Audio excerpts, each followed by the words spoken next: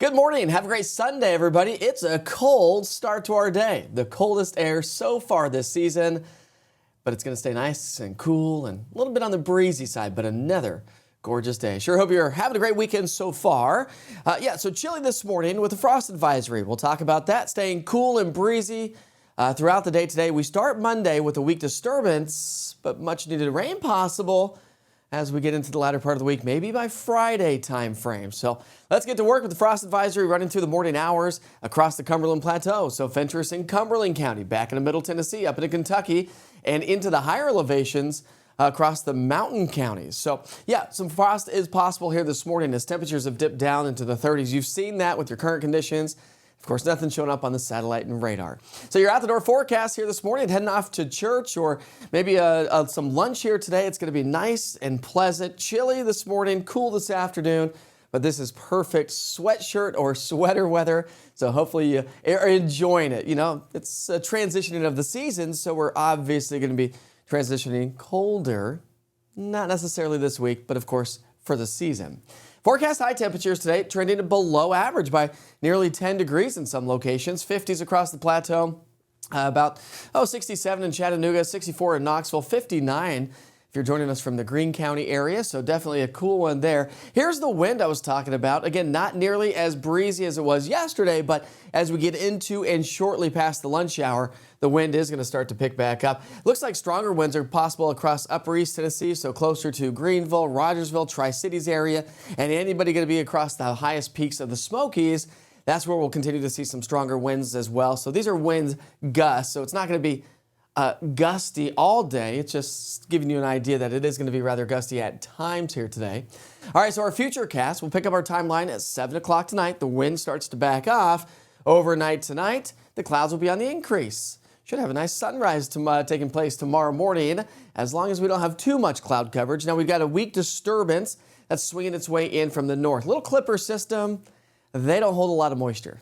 And so it's going to bring more bark than bite, if you will, more cloud coverage than anything else. The clouds are going to be with us throughout the majority of our Monday, should begin to clear Monday evening, and then we'll transition to more sunshine and actually a nice little warming trend on the way. Overnight lows, they get started on our Monday morning. Some kids are going back to school. Some kids are on fall break. If you're doing a staycation for fall break, this has just been some perfect weather to get outside and enjoy all those fall festivities. Forecast highs on Monday. We're going to be in the 60s across the plateau. Want to do some hiking over at Frozen Head State Park on Monday?